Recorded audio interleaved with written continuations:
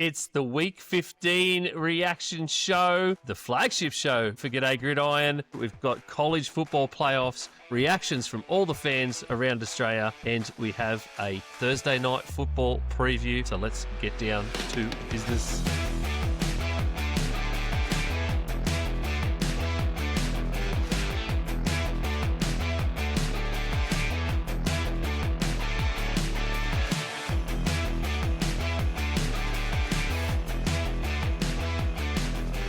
G'day, Brad. How you going? G'day, Isaac. Living large and living large. So, we're in the thick of it. What are we, week 15? And I'm stoked, man. It's just, I'm on break. So, every day it's just a big old booze fest for me, you know. Day drinking. Excellent. What am I going to do on holidays? Get productive? No. Day drink. Isaac, while he's day drinking, like all teachers do at this end of the year, we're still working. As we do, and I'm quite the opposite to Brad. I'm not living large. I'm living tiny. And the water's cold. I was in the pool. Yes, of course, it is the G'day Gridiron reaction show brought to you by the Aussie Gridiron Network. The show where we go through all of the fan reactions from around Australia for all of everything that happened on week 15. And tonight we also have some college football playoff predictions for you. And we're going to be hitting our tipping comp finally. That is something that hasn't happened ever this season since we started it. And that is 100% my fault. And then we do have a Thursday night football preview between Isaac's Rams and Brad's Seahawks. What an amazing time. I thought Brad was in the lag well there because he didn't react to it. I know, he didn't react as well as I thought he would. But anyway, that has been the running joke for a while. But yes, Rams Seahawks, which is sure to be a absolutely massive NFC West matchup this week. Both teams, the absolute best of their games, and that's going to be a great preview later on. So stick around for that. Boys, we've got heaps to get through tonight. Heaps and heaps. So we are going to try and do this in our regular hour slot. And fingers crossed we get there. All right, how about first up, I said footy tipping competition. Now, 100% my fault. For weeks and weeks now, I have put it on the schedule and then totally forgot to do it. Totally forgot. It's not even like I just pushed it. We got to the point where we were talking about football, and I just forgot. So that's 100% on me. We haven't updated anybody about the tipping comp, and we are now at week 15. Now, of course, the tipping comp, in our tipping comp, you can win yourself a jersey for first prize, and second and third get some AGN shirts, merch packs, etc. I think second place actually, I'm pretty sure, I need to check my own rules again, but I'm pretty sure I said that you could pick not a jersey from a team store. That's what I said, wasn't it? I was like, just a T-shirt from the team store. T-shirt or something similar. If you want a pair of shorts, I don't care. Jumper, whatever. But just not a jersey, because the jersey is a very expensive item.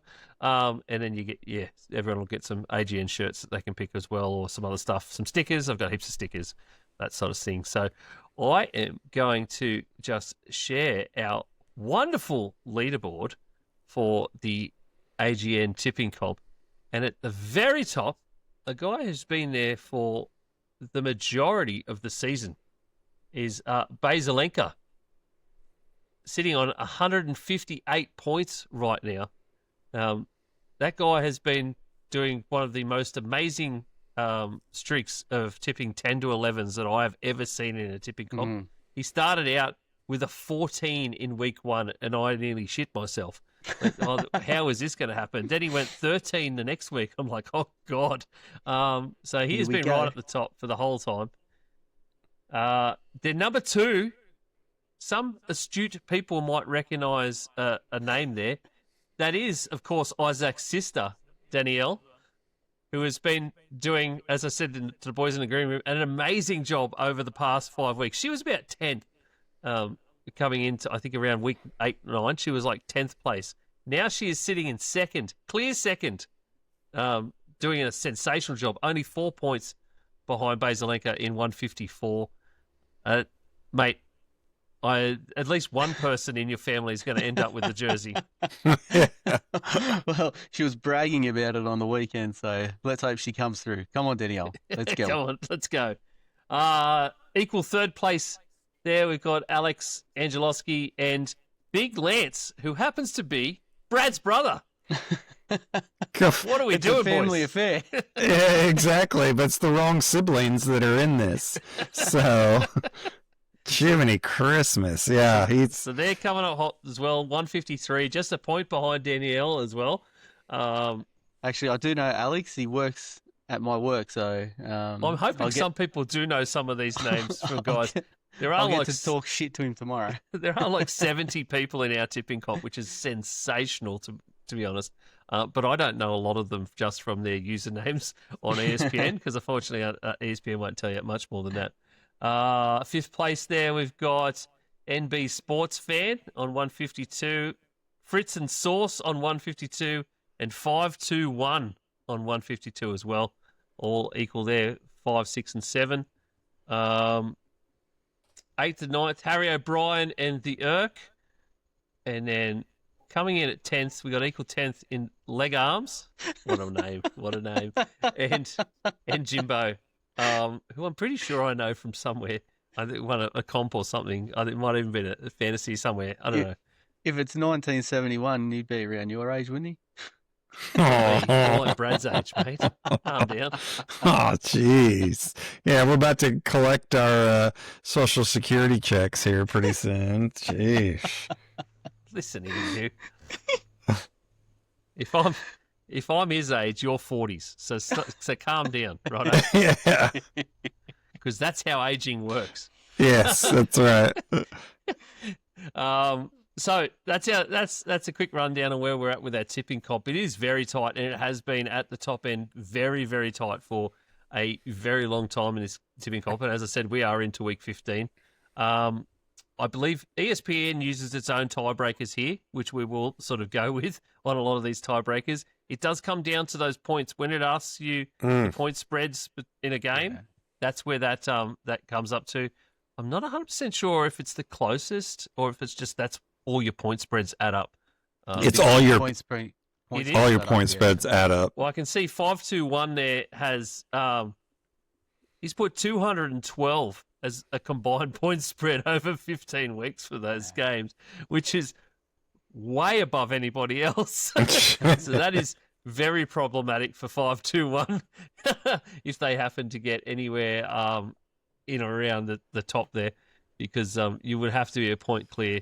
There are some others there as well. I thought that's what it was. It's all of them combined. So yeah, it's important because I lost an NRL tipping comp like that. I was down on the projections, and I had to go something different, and it was a real big outsider, and that's how I lost the comp.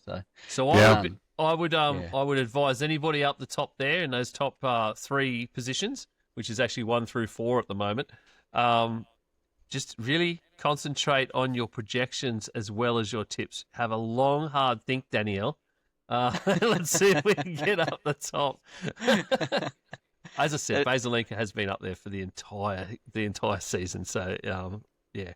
Yeah, I really don't want to have to give my brother a Franco Harris jersey or a Terry Bradshaw jersey. What do you reckon he's going to pick? What I guarantee you. Player would you reckon he would pick, Brad? Current player? Yeah. Oh, I don't know who he'd pick. Rogers. No. Rogers. He hates Rogers. I was going to say he'd hate most of the current Steelers, wouldn't he? Yeah, he's not a fan of. He thinks it's time for Tomlin to go. It's time to, get rid of Arthur Smith. He's never been a big Arthur Smith fan, so he's just afraid they're going to limp into the playoffs and get routed again. And it's like he's seen it all before so many times. So no, he wants change. Well, which I think that's what a lot of Pittsburgh fans do. So to answer your question, who would he pick? I don't know. What? Yeah, probably Watt. Yeah. Most likely Watt. I was going to say they are going to sort of limp into the playoffs, aren't they? Yeah, it's looking like it, especially after today's victory over Miami. Yeah. Yeah, so, I mean, it's... Oh, TJ Watt would be a solid pick, I would reckon. That's a pretty good pick. But is the stipulation that the winner has to pick? Oh, God, no. No, Okay. God, no, Brad. No. Yeah. No, not at all. I would wonder what current player your brother would pick off Yeah. that team. Because knowing your own feelings towards the Cowboys, I could guess what your brother's feelings would be towards the Steelers right now. Yeah, right. Exactly. Exactly. Do you reckon he can get Cummings on the back? Wouldn't be the first time. Sorry. That was highly inappropriate. You served that one up on a platter, though. I see you went with inappropriate and not false.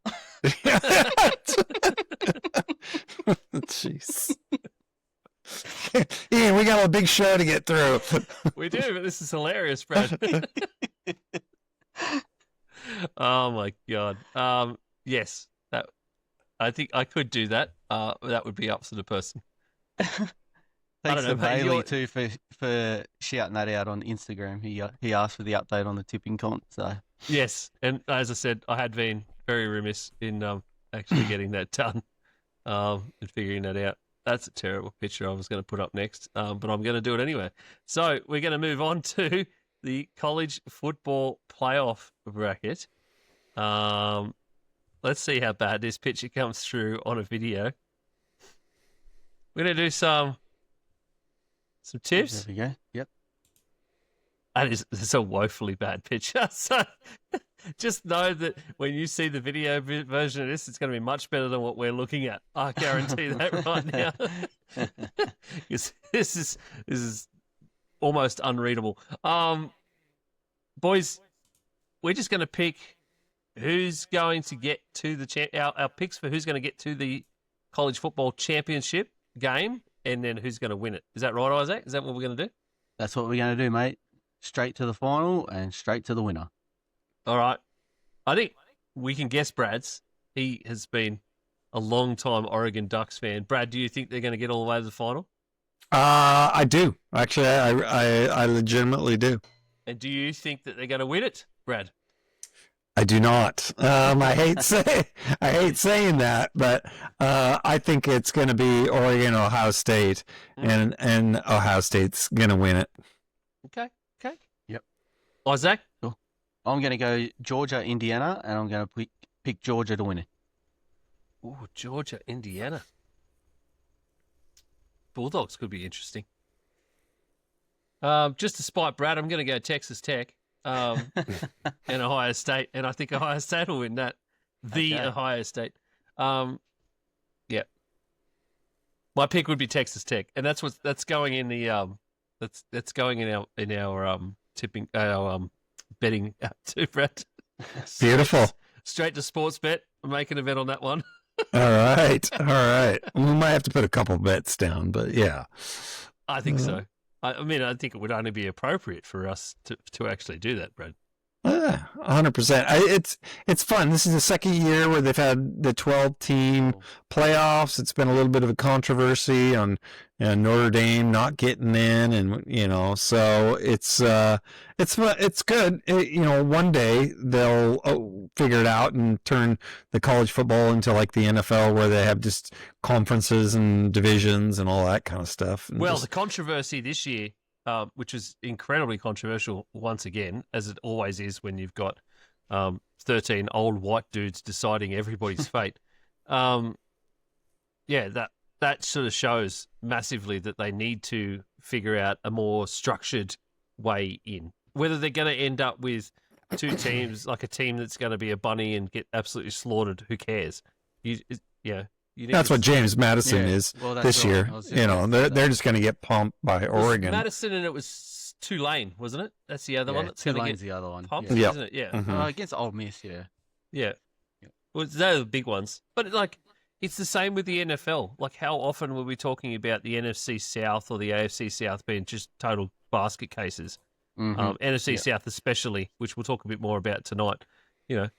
whoever gets into that, somebody has to win that division every year. So somebody gets into the playoffs every year, and if they get beaten in the first round, then so be it.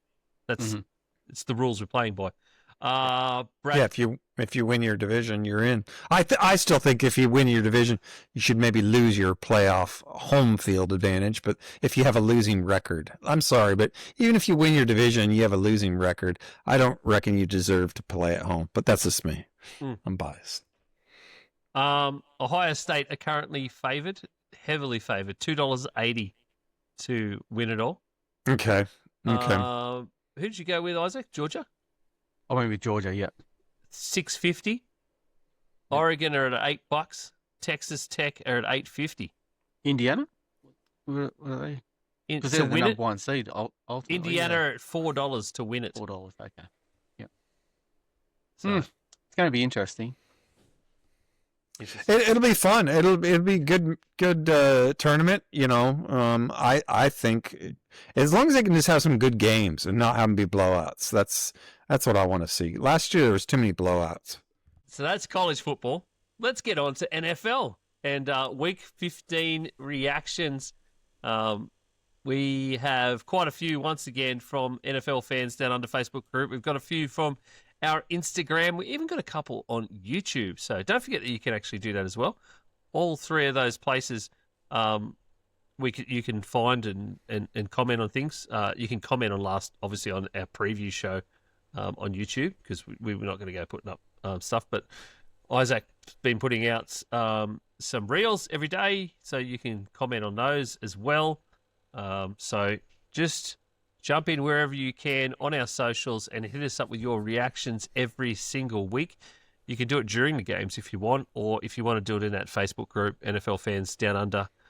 You generally have to wait until somewhere around Monday afternoon, so when Sunday Night Football's playing, because that's when the guys unlock the group again for commenting. Yeah, that's all right. Yeah. So, but yeah, find one of those posts at G'day Gridiron anywhere. NFL Fans Down Under Facebook group. You can find all our links at linktree/Aussie Gridiron Network. Go there. Just drop us your thoughts on the games as they're happening, even if you really want. That would be awesome. I know as we go through into playoffs, Manjot's probably going to be doing a lot more reaction stuff on Pastry Press NFL, so we'll probably try and draw a bit off Manjot's reactions as well, and go from there. All right, so let's kick it off with, Yes, you can. My brain goes to some weird places. Aiden Carroll says, shocked by the Pats' loss to Buffalo, a record for the Pats blowing a lead since the 1970s. Yes, it was. So much to learn for the pointing end of the season. Of course, the Patriots were up 21-0 in this game and ended up letting Buffalo come way back to take them right down to the wire and end up with the win. Brad, we talked about in the previews about seeing more from the Pats and seeing something better against a much better team, because they've just been basically playing the 3s and 4s from all the divisions this year. Yep. Let's start with the Pats. What were your feelings about the Patriots in this game? What did you think after seeing how they went in this game? This to me was like kind of the classic schoolyard bully who's been beating up on the little kids, and then he comes up against somebody who's his own size and just can't quite hang with them, and just receives a whooping. Although they look good at the beginning, I'll give him that. I mean, shoot, up by 21 points. But as everybody knows, I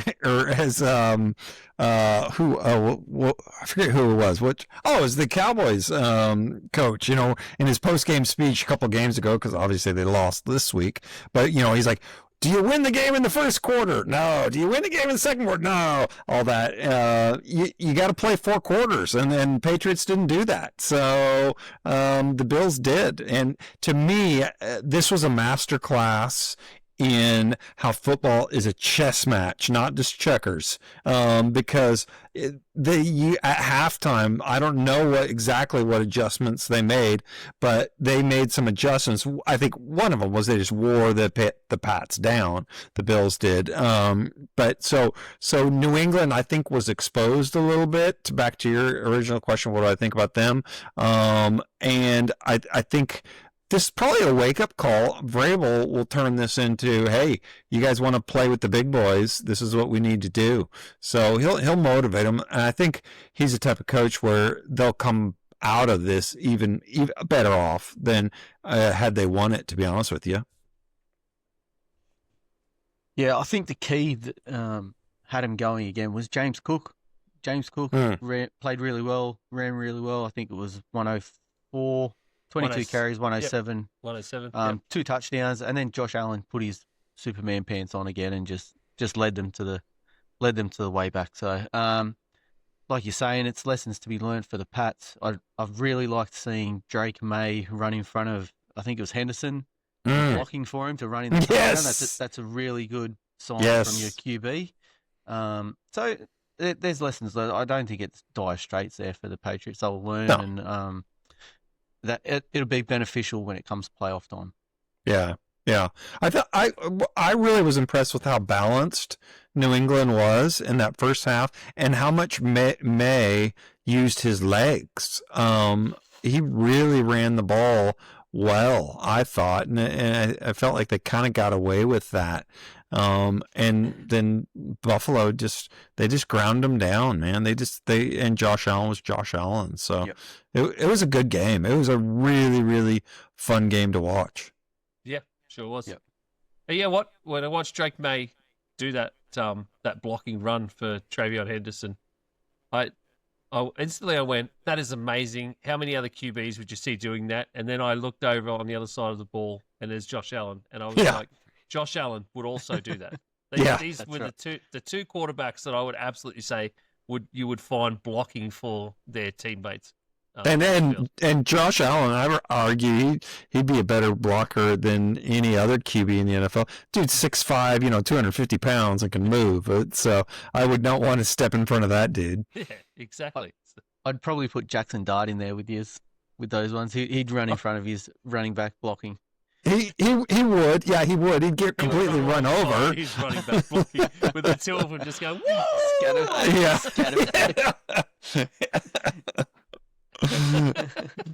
They'd just be screaming at each other down the field. I want a concussion! All right, moving on. Glenn Coleman gives us a bit of a Chargers beat. I don't even care what happens next. Long-suffering Chargers fan. Watching Justin Herbert with a busted hand and a second-string O-line beat the defending champions and then former champions in back-to-back weeks when no one gave them hope. These were 2 games that in any other season we would have blown it at the wire. Goodbye, Chiefs. Let's go, playoffs. Bolt up, says Glenn. I love it. I was actually thinking about this during the games, and we sit there and we talk about how big a injury list that San Francisco have and how well they're doing for that. The Chargers are right up there in the same boat. They do not have an offensive line. They've only got Amari and Hampton back, and they're just as good as the 49ers. So I'm a bit with Glenn Coleman there. Bolt up.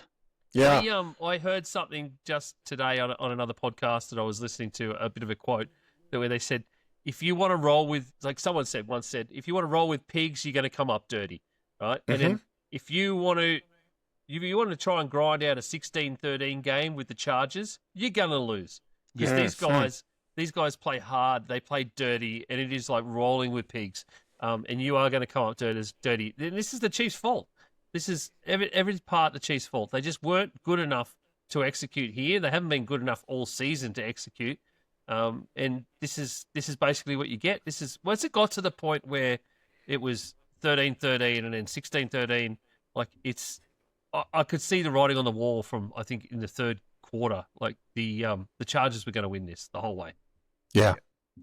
If to your point, Isaac, if you're talking about Shanahan as a possible coach of the year candidate, which a lot of people are, you have to throw Harbaugh in that mix as well if the Chargers make the playoffs, because what he has done, like you said, with that backup O-line, essentially, he's kept their identity. And they're just to grind it out. And Herbert is playing so tough. It's impressive. I felt like this was more of the Chargers stepping up than the Chiefs disappearing. I think, and maybe I'm a little bit of a homer, but for the Chargers and Harbaugh, because I just love their style of play. But to your point, Ian, the Chiefs didn't execute, but I think it was that Chargers defense. They were nasty.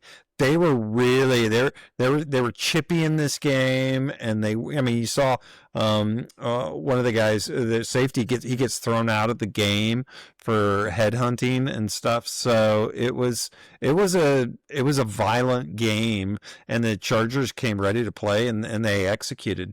Mm. Yeah. And just a little side note, with Mahomes tearing his ACL, that takes him probably till October, November next year. So the Chiefs next year, what are they going to look like? It's going to be a whole brand new world for some NFL fans next year. Yeah, it's going to take him right up. I mean, there is a possibility he could possibly start week 1, but he wouldn't have had a preseason at all. And on a rehabbed ACL, that's going to be incredibly tough. So you're probably going to week 3 or 4 would be the most likely time you're going to see him, and that is hard because now obviously the Chiefs have been officially eliminated now from playoffs for the first time in a decade. Did you know that Patrick Mahomes in his entire career has played 21 more games than anybody else in that time span? It's basically he's played a whole nother season. And he's gone 17-4 in all of those playoff games. So 21 playoff games, and he's gone 17-4 in all those playoff games. So this stuff was going to happen for the Chiefs for a while. They've been hanging on. You play all those games in back-to-back years in the playoffs. You're going further than a lot of other teams. Your body's getting hammered. You're getting worn down, especially in those bigger games. It's going to come eventually, and time is just going to come for you. I expect that Mahomes will be around for another 10 years yet, though. So we'll probably. Mahomes will be, but Andy Reid won't. No. Oh, you never know. Big Red, he might be laying off the cheeseburgers these days. So Dude, well, yeah, I mean, but he ain't no Pete Carroll. I mean, he's 67. He's much better than Pete Carroll. No, I mean, what a comparison. I mean, physically, Pete's an animal physically. Andy Reid, I think he might be running to an In-N-Out burger, but that's about it. I think that's the only running that Andy Reid's going to be doing. So, I mean, the best. This could be the best possible thing for the Chiefs, right? They're out. Could. They're out now. They can, depending what happens in these next 3 games, you pick up a few more losses. Odds are they'll get a 12, 13 you get a 12, draft pick, which you haven't had in a long time. You can pick more of a premium player that you can build around. Or maybe do whatever you want with those picks. Obviously, you're going to get a higher second round pick as well. So it's a good thing for him, to be honest. And of course, that means Gardner Minshew will be starting for the Chiefs over the next couple of weeks. Titans, Broncos, Raiders in that little stretch. It could be. I mean, Titans and Broncos. Well, they could go 2-1 there. Jesus Christ. Yeah, they certainly could. Gardner Minshew's career gets resurrected again. He'll go to Minnesota for you, Ian, next year. I wouldn't be surprised if they hang on to Minshew actually, because they're going to need someone that's going to need to start those first 3 or 4 plus weeks next season. So they're going to have to find a quality backup to start that season properly in 2026. Yeah. And just while we're talking about stuff. The Chargers are still in the race for the division with the Broncos. Yeah. Of course, they had a win earlier this season over the Broncos. They play them in Week 18 for what could be the division title. And the Chargers got the Cowboys and the Texans before that. They're sitting just 2 games behind the Broncos in the AFC West. Yes, 12-2 for the Broncos, 10-4 for the Chargers. The Chargers could very much clinch that actual division yet, but at the moment they are sitting in 5th place in the conference. So it does look like we're going to see the Los Angeles Superchargers in the playoffs this season. And in a very good way. Righto. Brett Phillip, our Vikings mate Brett Phillip, who came on, has given us a bit of a rundown of a few things. He talked about the KC stuff. KC, the dream dynasty is over, perhaps for a while, as we just talked about. Meanwhile, the Bears are not hibernating. The Texans have the bull by the horns. The Jags are snarling up. The Giants are really, I don't know if I want to say that, are really nothing after all. Brett, I'm not saying that word. Don't do that. And the Vikings might have just woken up a QB that could take them to the Holy Grail. Oh, and the Broncos, damn, I'm glad I took them 12 weeks ago. So let's just punch through what Brett's going on there. He just threw the entire league into a blender and just kind of pressed go on that. The Bears, Brad, quick take on the Bears. Not hibernating, he says. No, they haven't. They didn't. You know, what more? If you're a Bears fan, really, this has got to exceed your expectations. What has been going on there? I mean, yeah, everybody expected them to win, but not 10 games. So, you know, now what is the question?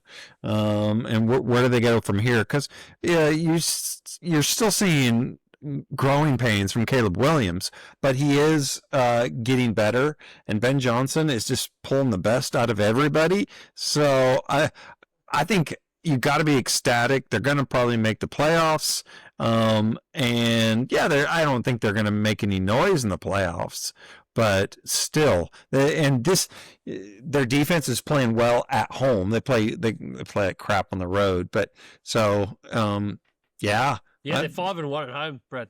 They're 5-1 at home this year. There you go. The Bears are at 10-4 ahead in the NFC North. The Packers are 9-4-1 just behind them. Those two teams play each other on Sunday Australian time this week. Beauty. It's going to be a game for the division once again. I would. The Bears, yes, but they may have the hardest run home in the NFL. Which is wild to think, because they were 4th last year in that division. So you should have one of the easiest runs home. Yeah, so they've got, because of just the way everything is washed out this year. Green Bay, San Fran, and then Detroit. So that's brutal. That is really brutal. Tough run home. So there's potential for them to go 0-3 there and then just miss the playoffs completely. But yeah, it's going to be an interesting watch over the next couple of weeks. Yep, absolutely will be. Let's. What was next on Brett's list there? Isaac, Texans have the bull by the horns. I love the terminology too, Brett. Well done. Mate, if there's any team I am scared of right now, it is the Houston Texans. We said this a couple of weeks ago, didn't we? You do not want to come up against them in the playoffs. No, that defense is fucking unbelievable. It's the best in the league. By a long shot. Mm-hmm. By a long shot. And if you come up against them, you're in for a tough day. And they're not winning their division yet. And I don't even think they will win their division, but it's scary to come up against them in the playoffs or just in these remaining 3 weeks. 40-20 over the Cardinals this week, where Jacoby Brissett threw 40 times and still for 249 yards and 3 touchdowns. Yet they dominated them so heavily. There's a lot of garbage time in that, but it was sensational. The defense is a tackling machine. They've got some guys in there that are just unbelievable at stopping everything that comes towards them. So, and CJ Stroud seems to have woken up. Yeah. Yep. I was just going to say that. Yeah, Nico Collins is now a target again, and yeah, that's scary. And then let's just talk about real quickly about the fact that you got a running back who is hurt. You get Woody Marks, who you just sort of struck weird gold with, and then you have to go to your third string running back, Jawad practice Johnson, squad player. Elevate from the practice squad. And Yeah. 15 carries for 101 yards this week. Yeah. But it is against Arizona. Yes. I know it is, but it's still true. But still, came off the practice squad. Though. Yeah. 100 yards is 100. And it was the first 100-yard rusher of the season. So it's crazy when you consider that. I mean, I was banging on about their O-line being one of the worst in the league, especially when they got rid of Tunsil. It's what they've done is just been nothing short of, I want to say a miracle, but it's impressive. Yeah. And the Jags in that scenario too. The Jags are snarling. The Jags are doing sensational. They have just been sort of quietly plugging away. Suddenly they're in front in the AFC South. As Isaac said, they're in that race with the Texans now. The Colts are basically out of that now. So it is the Jags and the Texans. The Jags are on a 5-game winning streak. I have to admit, we have not been paying attention to the Jags. Trevor, I've been paying attention to Trevor Lawrence, but not so much the Jags. And Lawrence is playing this last 4 or 5 games. He's actually been living up to the hype that was around him coming out of college. And he's looking like, I don't know if you guys remember last time they made the playoffs, and in 2022, he went on a tear, and he's playing like that again as well. So I don't know what if the coach has unlocked a secret sauce or something with him, but he's actually making good decisions, which is kind of the opposite of what he was doing. So he would make some of these amazing throws, but then he'd also have just 2 or 3 just kind of like, what were you thinking, key turnovers or bad decisions, but he's not doing that now. So hats off to him and coach. They're pushing all the right buttons. And I tell you what, RIP to anybody that had to come up against an opposition in fantasy football who started Trevor Lawrence this week. Threw 5 touchdowns for 333 yards and got 5 carries and a TD and 51 yards rushing as well. So, he basically just did whatever the hell he wanted and just destroyed people's fantasy hopes this week. Yeah.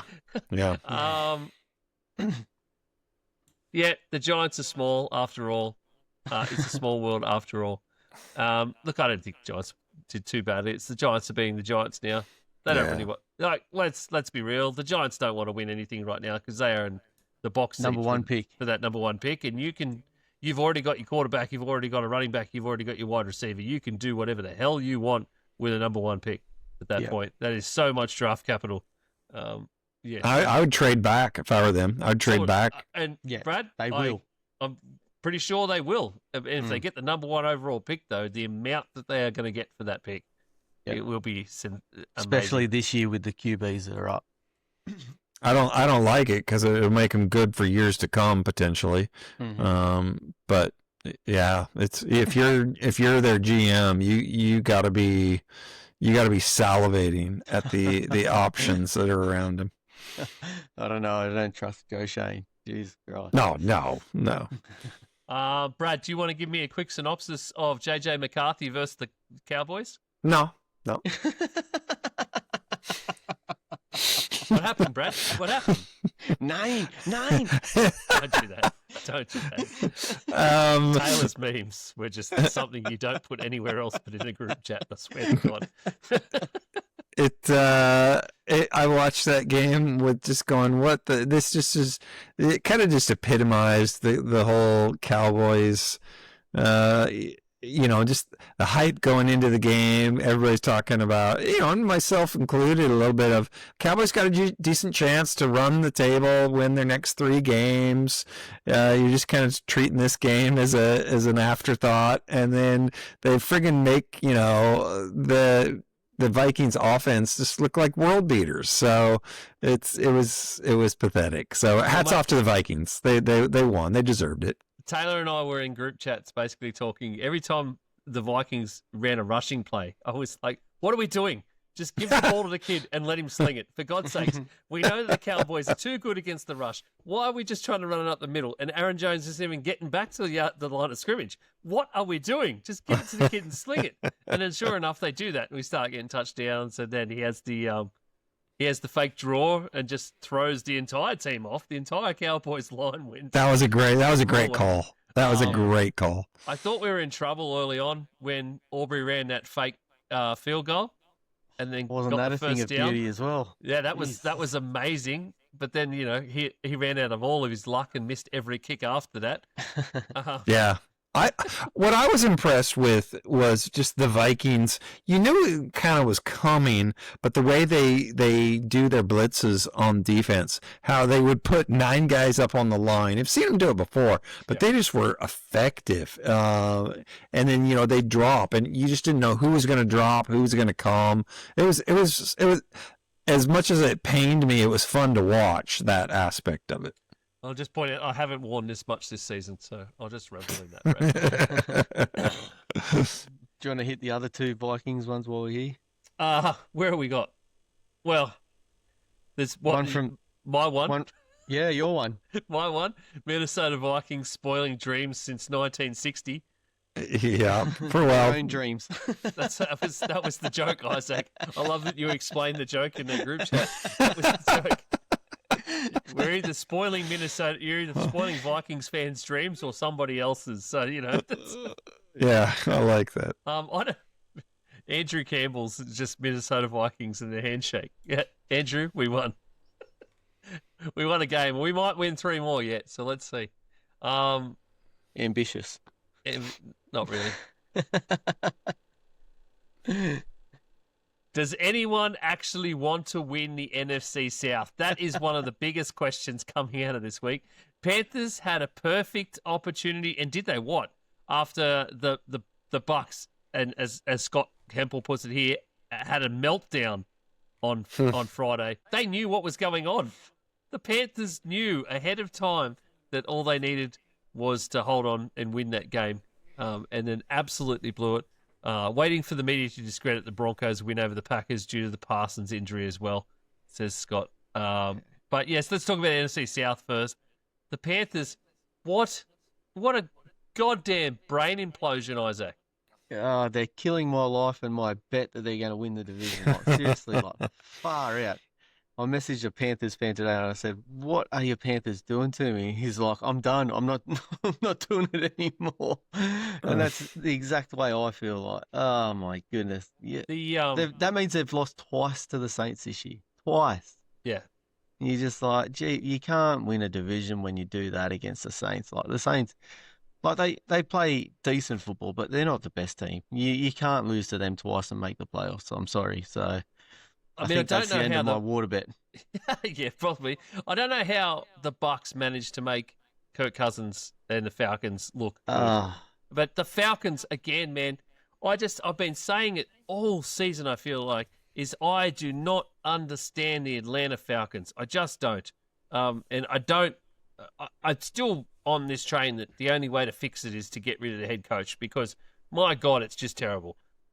I think it's a GM issue. I think they were acting as if they were like one player away from winning it all, when clearly they weren't. They sign a quarterback, big free agent contract, and then they go and draft one immediately after. It's just did not make any sense the way they've tried to construct that team, and I think their GM's got to go. Yeah. And look, both of them do, Brad. I still think both of them do because the coach. It's also the coach's decision at some point to keep putting Penix in and not Cousins. And look what happens with that team when you gave Cousins a week to prepare for someone. He ends up throwing 3 for 373 yards. And when he's not hurt, yeah, exactly. Because last year he was hurt, so no, I 100% agree. And only took 1 sack. Penix has been good for 3 to 4 every single week. So we can clearly see it's not an O-line issue now. And then all of a sudden we get the Kyle Pitts legacy game, Isaac. 166 yards and 3 touchdowns. Ripped to anybody who actually started had to start against someone who started Kyle Pitts as the tight end this week. What? Holy shit, that dude basically scored, won you a game by himself. Imagine if someone started Trevor Lawrence and Kyle Pitts. I'm sure there's going to be someone out there. I was just about to say, you talk about facing Trevor Lawrence. If someone put Kyle Pitts, you would see a lot of fantasy owners with Kyle Pitts on their bench and him scoring 47 or close to 50. And they would, and it's just the start of the playoffs. What a game. That's what everyone's been touting him for the last 4 or 5 years since he's been in the league. That's the player he is, and maybe that's the player he is now. You don't know, but mate, watching that game, I was like, come on, Tampa Bay, and they just never got it done. And they have all their pieces back. Mike Evans was back, Jalen McMillan, Godwin's back. There was some truly questionable stuff happening at the end of that game. And you saw there was vision of Mike Evans after the game going through the tunnel, absolutely pissed off at the defense for not even just being able to get one stop when they put him up. They put him up 3rd and 28. Yep. That's what they were at. They had a 3rd and 28 and they got a first down. And you just like, holy shit. Yeah. Hey, hats off to, I know we kind of just barely touched on it, but hats off to New Orleans. They've actually been playing a lot better lately. And I got to give Kellen Moore props saying it, because that roster to me is not the best roster in the world. But they've been winning games and been hanging in there when nobody expected them to. So I know we kind of moved on from them, but I just felt like we that deserves to be said. Yeah, no, 100%. I think Tyler Shuck could be a guy. He put a few decent players around him, and he's going to be pretty serviceable quarterback for at least the next 3 to 4 years. I mean, if I'd seriously consider taking him over Bryce Young right now. Young didn't show up, and I think he's just mediocre at best. At least Young with looked Shock. really good early on in this game, and then second half, just I don't know what happened. Well, I think again the NFL just adjusts, team adjusts, and yeah, I mean he only threw for 160 yards and a touchdown. So no, they missed a chance. I saw a comment during the first half where someone said, "When did Young become Bryce Mahomes?" Yeah. Just because of the way he was playing, it was sensational.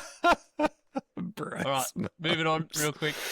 Damien Firth, our Commanders guy. Now the Commanders play. Could have ended up with first pick of the draft. Yes, now they play, and of course, the Commanders have shut down Jaden Daniels for the rest of the season too. So Marcus Mariota will be starting the next 3 games. He should have started this game as well. That's just the way it was. I don't even know why they tried to bring Jaden Daniels on for anything. Stupid. You're done. You know what you've got. He's a good quarterback. You got to keep him healthy. That was pure dumb. And even if you wanted to win, if you still wanted to win the last few games, Marcus Mariota is a pretty serviceable backup quarterback. He's a great backup. Yeah, because this is not the Mariota that walked out on the Falcons a long time ago. And funnily enough, now you can probably figure out why he walked out on the Falcons. Yeah, 100%. So, Miller says Trevor putting together a solid run of games, needs to bring it back next week against the Broncos. Our biggest game since 2017. Cannot wait. Duval. I like when Isaac says it. God, I've missed him. Duval action, baby. I've really missed it. Have you really? I have.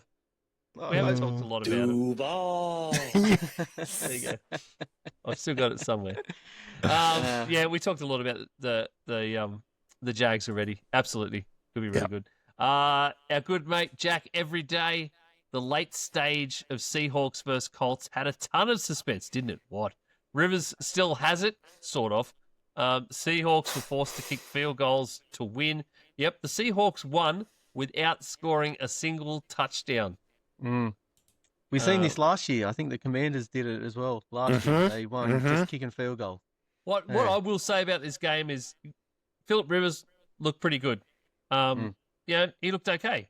For a dude that hasn't played in 4 or 5 years, he looked. Exactly. The ability of Philip Rivers to come in with a week's notice and dissect what this Seahawks defense is, considering he would have not faced a defense like this, ever,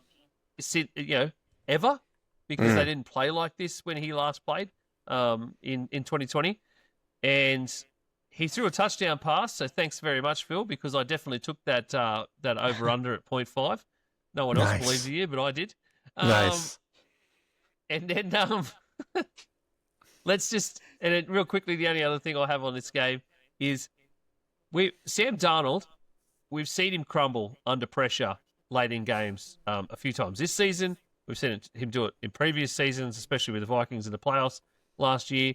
He had an immense amount of pressure at the end of this game. 47 seconds they had left on the clock when he took over, and they basically clinically got chunk plays down the field, put them in field goal range, kick a field goal to win the game, and the Seahawks were done. It was a great amount of pressure to actually win this game, because I can't imagine what the storylines would have been if the Colts won that game against the Seahawks. Jeez. And it keeps them in that race for the NFC West with the Rams, who they're playing this week. So that's pretty much my only takeaways, my biggest takeaways from this game.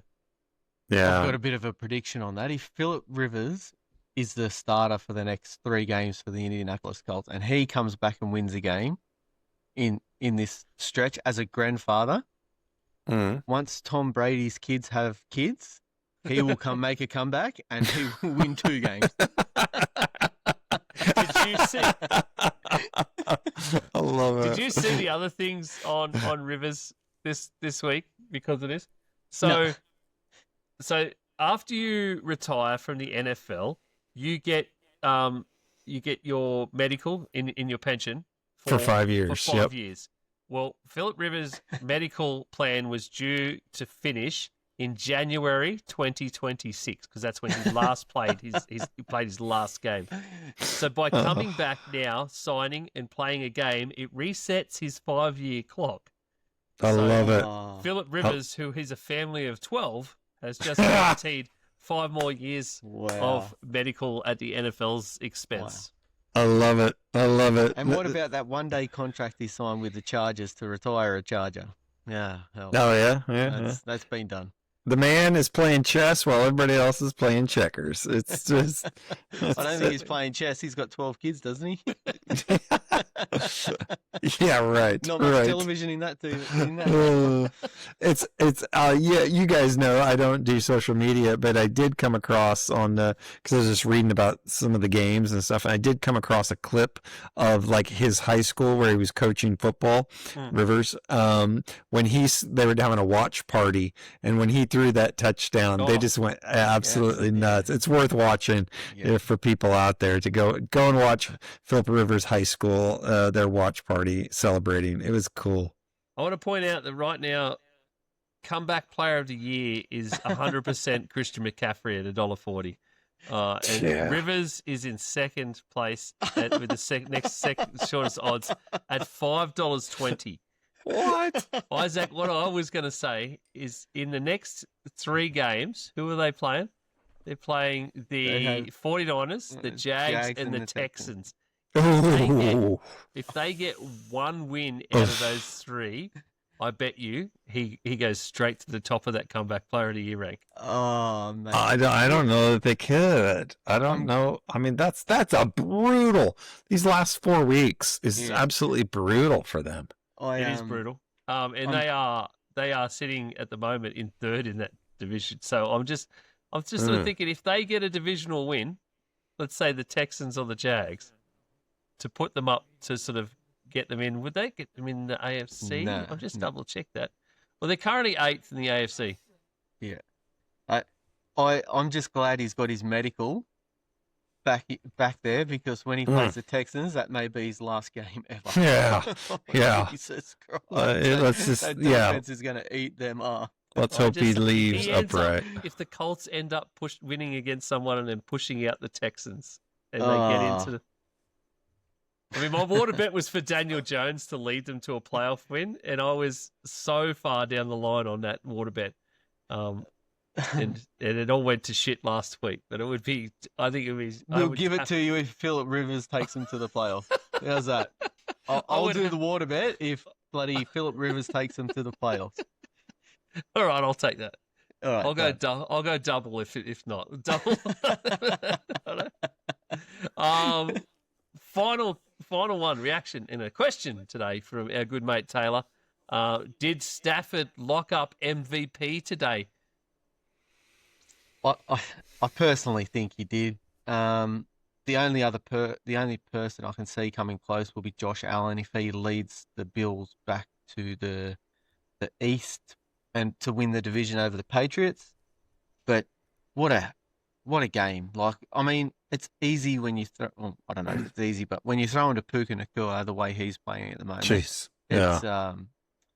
it's a pretty good guy to throw it to. It's going to be telling in the next couple of weeks what that Devontae Adams injury is. Mm-hmm. We're going to see where we're at now without Devontae for a couple of weeks. Yeah. I personally, I mean, just in response to Taylor's comment, I would probably lean Josh Allen because he's been playing unreal. And I think he's going to go on a tear these last couple games. And I think they are going to pull out the division. Yeah. But, you're not going to make a mistake in the sense of if you said Stafford, because he deserves it just as much as well. Yeah. Devontae, just quickly on Devontae, he's considered week to week with that hamstring injury. Of course, their only real big game is this week against the Seahawks, so he's probably going to be back for the playoffs. You'll see him in that first game in the playoffs. Regular season MVP odds, Matthew Stafford is by far and away the outright favourite right now, $1.36. Oh, jeez. Drake May is actually second at $4.50. And Josh Allen at $6.50. Well, Josh Allen's good money at the moment. Yeah, that's good value. Sorting right up. Yeah, I would take that just for the value. How about Bo Nix at 101 is the next shortest player? Really?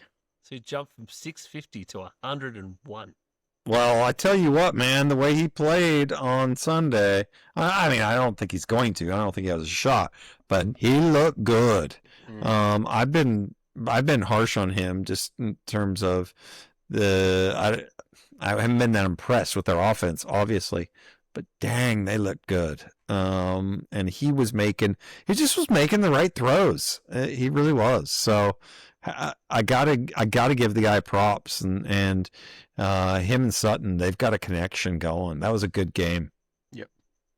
Just quickly while I'm on stuff, JSN Offensive Player of the Year favorite by a long way. Yeah.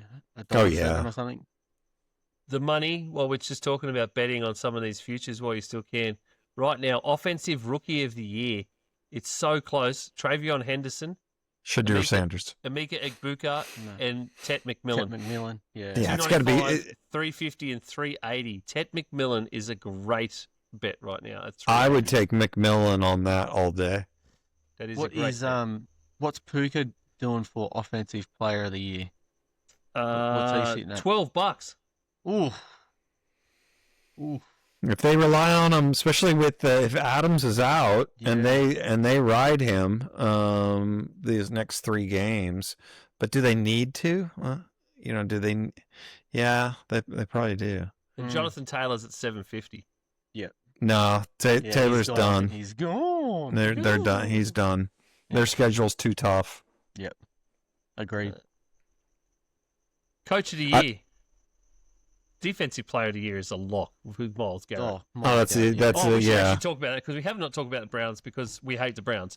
But Myles Garrett is now 1.5 sacks away from the sack record.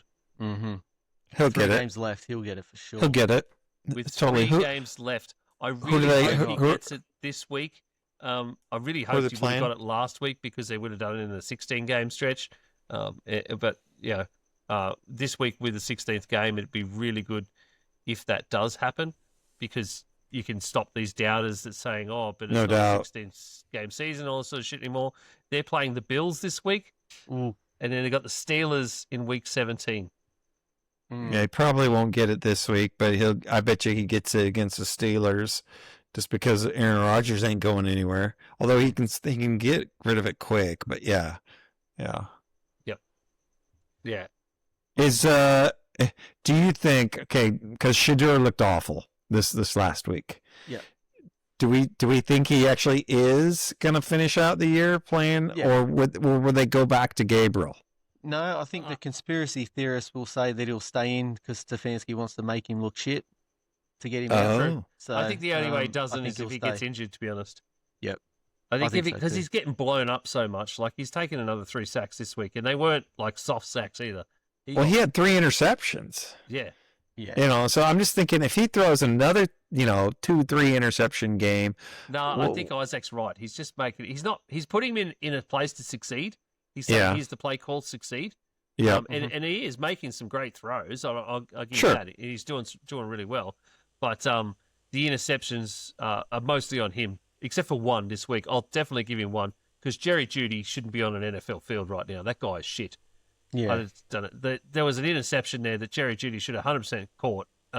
It was in his hands, and he basically just gave it to the defender, which counts as interception for Sanders. And okay, I've always been against that for quarterbacks. If you make a successful throw and the wide receiver can't figure it out, that shouldn't be on you. But statistically, they should have a special category for that or something.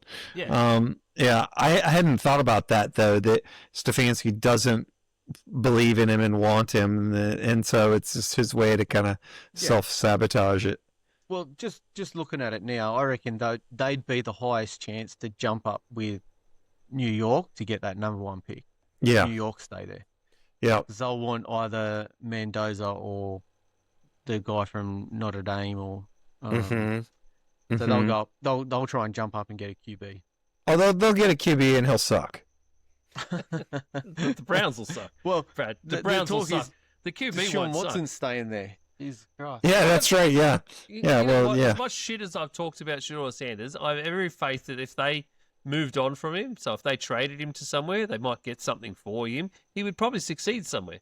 Give him a couple of years, and he would actually succeed somewhere. Don't say that, because I could see the Cowboys going and getting him. But I still think he should. I still think he is like a lot of the rookies out there, where he's a 2 or a 3 year plan. He's a cheap version of Jordan Love. Exactly. It's a 5-year plan. You've got to put him behind someone for 4 or 5 years. Let him learn for 2, 3, 4 more years, but do you really want that headache though of dealing with that drama that guy brings? That is the problem you have now, and I think everyone talked about the drama during the draft, the drama that came with it, and all the nonsense that came after the draft, and the way that the drama train carries on now, even when he is playing and people posting, fans doing it, his father, everything. What makes a franchise want to take on that drama? It's not worth it. When you're going to have to, the kid's going to have to learn for another couple of years. So why would you want to go through that pain?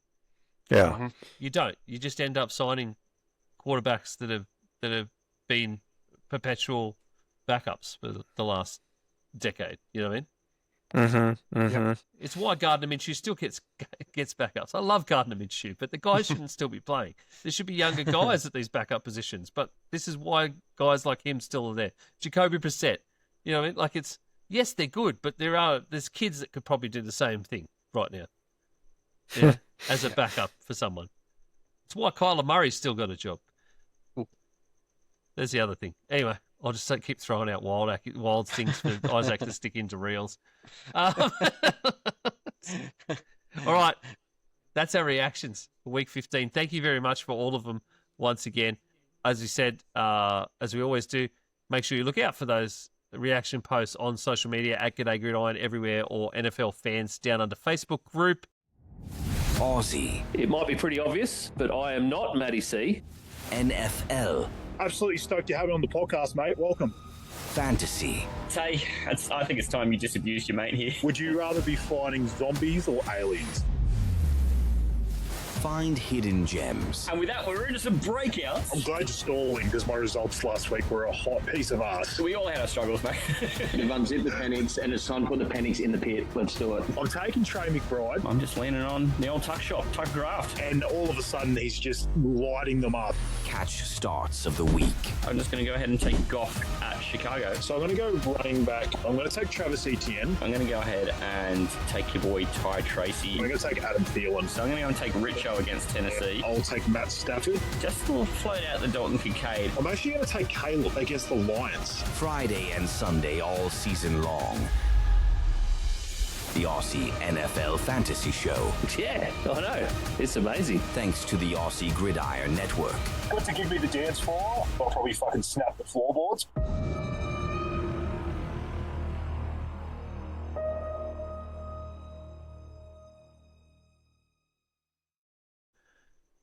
We've got a TNF preview to do. The big one for this week, or one of the two really big games, divisional games for this weekend. Isaac, Los Angeles Rams at the Seattle Seahawks. Going to Seattle is never an easy task when you are competing for your division and you need to absolutely get the win. It makes it even harder. Yeah, is it the winner takes all in the division? I don't know, but I think it's going to be one hell of a matchup, like one of the better Thursday night football games that we've had this year. Interesting to see how the Rams defense goes against Sam Darnold. We know we've kind of got it over him a little bit from last year's playoff game when he was at Minnesota, and then we won the matchup again this year.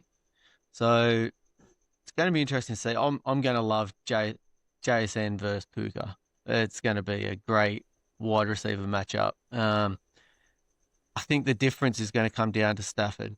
If Stafford plays well, and reads the defense properly, we're gonna be all right. We've got the two-headed backfield now with Corum and Kyron Williams. They're working really, really well together. And our defense is just playing lights out, as well as the Seattle defense is. So I cannot wait for this game on Friday Australian time. It's going to be a really, really good game. To me, it's going to come down to the Rams interior O-line versus Seattle's defensive line, because Seattle's defensive line is awesome, and they just send wave after wave after wave. And yeah, it's. I just think if Seattle can get a lead, then I can see it pulling this one out. But they do not play well when they get from behind. So Darnold presses a little bit, and then he'll throw a pick or two. So if whoever's leading at halftime, to be honest with you, I would do a live in-game bet on this one. And whoever's leading at halftime, I think is going to win the game. But it's going to be a good matchup, to say the least. And I think both teams know how much is riding on this game. So it's going to be a full-on playoff atmosphere. Guys are going to be intense. And I think there's going to be some big hits coming out of this one. I think it's that young Rams defense against the Seattle offense and Sam Darnold. That's going to be the big matchup for me. Again, I talked about Sam Darnold earlier, how he was good under pressure this week in that final sort of under a minute drill in the game against the Colts. It's going to be how does he handle that pressure this week, because that pressure is going to be from the first whistle. It's going to be 60 minutes of pressure. It's not going to be a 2-minute drill at the end of the game to win it. It's going to be the whole time. That Rams defense, as young as they are, they fly around, and they are heavy hitters. They're hard. They're fast. It's just going to be tough to go against them. I think we all know what the offense is going to do in terms of the Rams. We know what they're going to do. And as Isaac said, if Stafford gets rolling, which he's very likely to, Stafford at over 350 yards is probably a killer of a bet once again this week. And even with Devontae out, they've still got Puka, as we've said, and they've got a bunch of other guys that can sort of play some really serviceable roles. And Tight just ends have been playing well lately. Yep, all of them have. Yeah, Parkinson and Ferguson have been playing really good. So, yeah, it's that's where the matchup for me is though. As good as that Seattle defense is, and they have been really good, Mike McDonald has just really drilled that defense, and they've been awesome. I think coming up against the Rams is going to be a very, very hard task for them, and I don't think it looks good for the Seahawks here. I don't think it looks good for the Seahawks for the rest of the season, to be honest. They've probably got the hardest out of the 3 runs home in the NFC West between the Rams, the Seahawks, and the 49ers. They've got to play the Rams this week, then they get the Panthers in 17, and then they get the 49ers in week 18, which is a terrible run home, where the Rams get the benefit of Seahawks, Falcons, Cardinals. So they get the Cardinals in week 18, and the 49ers probably have one of the easiest schedules because they've nearly played all of their division games already, apart from the Seahawks game in week 18. They got the Colts and the Bears. So it's the 49ers just need to win a couple, and I think they're going to be dangerous for that division. So the Rams, I don't think the Rams are going to back off, Isaac. I really don't. Yeah, the one thing I do worry about with the Devontae injury is he's such a red zone threat and a goal line threat that now it is just going to be funneled to those 2 running backs. So the Seattle defense could probably read that quite well. So it's going to be interesting what happens when they get down to the red zone without Devontae there. So that's the preview there. Oh, to be honest, I'm picking Rams in this game, and I'd almost be picking Rams by a couple of scores. I think I'm believing that heavily in them. I just watched the way they finished the game last week. I watched the way they started the game, but the way they finished the game was sensational against the Lions. And yeah, I think the Lions were putting up a lot more chop at the end just to bring that score home closer at 41-34. Because the Lions are never out of it, and the Lions are never down and out. But I could see that sort of like 40-20 kind of range for the Seahawks. Oh, and by the way, I mean, we didn't mention it, but Rams-Lions. Go watch the highlights. Go watch the highlights. Those highlights should be an hour long. They were over 500 yards of combined offense between those two teams in the first half. Yeah. And they had 954 yards of total offense between two teams in an entire game. That was a sensational offensive game. And considering there was actually some really good defense played in that game as well, that was one hell of a game. So I think the Lions put up more fight than what I feel like the Seahawks will this week. So I'd be like somewhere in that 40-20 range to the Rams. Yeah, I've got the Rams winning by a field goal, and the home ground advantage is going to keep them in it, I believe. It's going to be loud, as you said before. It's going to be a playoff atmosphere. It's going to be Stafford's going to be struggling to hear the calls. It's just going to be fun to watch. I agree. I think it's going to be a playoff atmosphere, but I think it's going to be a field goal game. I'm giving it to the Seahawks, though. The betting sites have got this as a pick'em, Brad. 0.5. Oh, there we go. Okay. 0.5. That is the lowest I've seen all season. Wow. The under-over is sitting at 44.5. Whoa. I'm taking the under. Oh, really? I am. With JSN and Puka. Oh, no. I think Seattle's going to just try and ground and pound. Yeah. Fair enough. Kyron Williams, anytime touchdown. Yes, please. It's $2.15 right now just for one touchdown. That is sensational value. He's been good for at least one over every game over the past 6 weeks, and he had 2 last week. So to score 2 touchdowns, he's at $5.90. Woo-hoo! Would you say the Rams and the Seahawks are the 2 best teams in the league? I'd probably go with the Broncos in there. Their defense is probably Broncos and Rams at the moment. Mm-hmm. Okay. Okay. Just just for their defenses, and the Broncos' offense is starting to hit the stride at the moment. So yeah, and their record reflects it.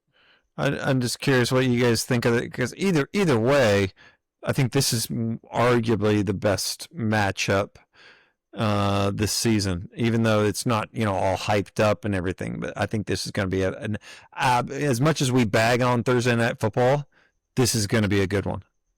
Yeah, 100%. I think it's the best Thursday Night Football game we've got so far.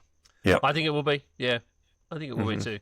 I honestly do. Even though I think it's going to be sort of a runaway by the Rams, I think that's going to come late. I think that they'll just put them away.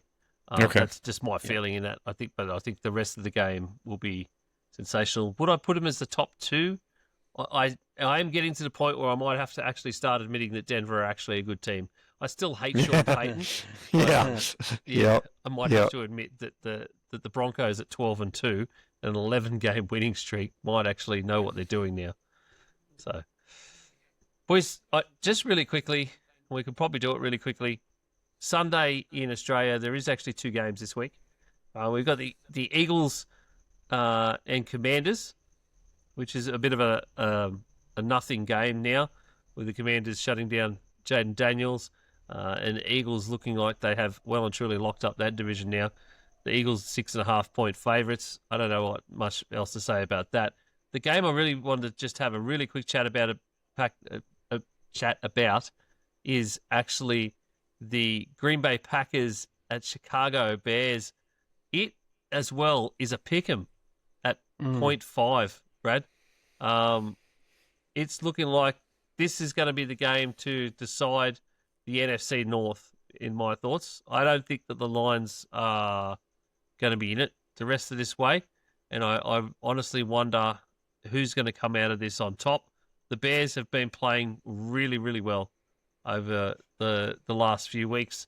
And whilst the Packers got a loss, the previous weeks were pretty good as well, but they are sort of getting more and more banged up the further they go, and now they are without Micah Parsons for the rest of the season after he tore an ACL. Yeah, that was awful. I hated to see that. Especially he goes down, and then Watson goes down, I think, as well. I don't know what Watson's status is for the game going, or for any of the games going forward, but they've just been decimated by injury as well. We think they lost Tucker Kraft and everything, so this is going to be a good game, but I think Chicago knows how important this game is. It's at Soldier Field, and their defense is a completely different team when they're playing at home. So I think Ben Johnson's going to have these guys ready to go, and they're going to rise to the occasion. I think Green Bay is a little bit that last game took it out of them. So we'll see how they respond. But in terms of like the team manager that LaFleur is, I don't believe in him enough. I'm more of a Ben Johnson fan. I feel like Ben Johnson, the culture that he's created just in this little bit of time, has been absolutely amazing. Whereas LaFleur has had years, and it seems like attitudinally, it seems like they win, but the guys don't really like him. I mean, that's purely anecdotal, but they don't seem to just rally around the dude. And for whatever reason, I'm not throwing him under the bus, but I just think when it comes to these types of games, I think Ben Johnson in Chicago is going to have it, and I'm giving him the slight edge. Christian Watson did not sustain a long-term injury, it's been reported. It's not out of the realm of possibility that he could play this Saturday against the Bears. Yeah, but even if he plays, he's probably only 70%. Yeah. So, I'm leaning Chicago. I'm leaning Chicago as well because of the enormity of this game for them. We talked earlier about their run home. If they lose this one, I think they mentally break because they didn't beat the Packers a couple of weeks ago. They probably come back and go, what do we need to do to get over that hump to beat the Packers to win the division? And if they don't, I think it's mentally going to break them in that realm, and they may even lose out after that. Okay. Which then puts them, I would think, would put them out of the playoffs. But I'm still tipping the Bears in this one, but I'm just foreshadowing that if they do lose, I wouldn't be surprised to see the Bears just fall off a cliff. Okay. I'm going for the Bears as well. As a bit more of an NFC North watcher as well. I like the way the Bears are playing this season. I think Brad summed it up perfectly. I like Ben Johnson's offense far more. I think Caleb is playing really, really good. I think this is their opportunity with everyone else. The way this division is, it's still hotly contested. It's not as hot as it was last season, and their matchups sort of favoured them early on. So they got this run, and now that they're at a sensational record and they're leading the division, I think they are going to want to keep that. I think they're going to want to go forward. They haven't been in the playoffs since 2020, so this would be the first time in 5 years that they've even gone to the playoffs. Back then, that was in the wild card round. I believe they weren't even a division winner at that point either. I think they snuck into the back end of the playoffs. I think that they'll get in there, and I think they'll do it as division winner, which means it'll give them home field advantage. And as we said earlier in the reactions part, they're 5-1 at home currently. If you give the Bears a home field advantage in the wild card round, I believe they even get a playoff win out of it as well. So I think that's how, you're right, Isaac, that's just how important this game is to the Chicago Bears right now. And I think they're going to be better suited to this game against the Packers. And as you said, that Micah Parsons injury, everything's just lined up perfectly for them to win this division now. No Micah Parsons, maybe no Christian Watson. Everything's just lining up for them, and hopefully they take full advantage of it. Yeah, they lost their best player on defense, possibly their best player on the entire team. That's who they've just lost now. Yeah. So, all right. Well, there's a couple of previews for games this weekend. We, of course, will be back later on in the week. You'll hear us on Saturday with the 4 games that we want to watch, and a Monday night football preview, which is the 49ers and the Colts. So we get to see Philip Rivers on Monday Night Football. Love it. What a time to be alive. I'm actually curious to hear Troy Aikman talk about him and see what he says. Yeah. So am I. So it'd be great. I just love that we get Philip Rivers on Monday Night Football and just that whole story. Yeah. So we will see you on Saturday morning with some previews and some more NFL talk. Thank you very much for joining us. Linktree/Aussie Gridiron Network for all the links to everybody. Make sure if you're in fantasy playoffs, get those lineups sorted early. Don't be like me and forget about them. So until get your tips in. Oh yeah, get your tips in. Danielle, do it right. Get it in, and we'll definitely do a tipping update next week too on all the reaction shows going forward. Only a couple more weeks before that wins as well. That pops off. We might even end up we might do something for the playoffs too. It's been so successful this year. I think we might even do something for the playoffs. So anyway, we will see you later. And I guess there's only one more thing I got to say, Brad. I'll provide the buns. You guys give me the meat. See you guys.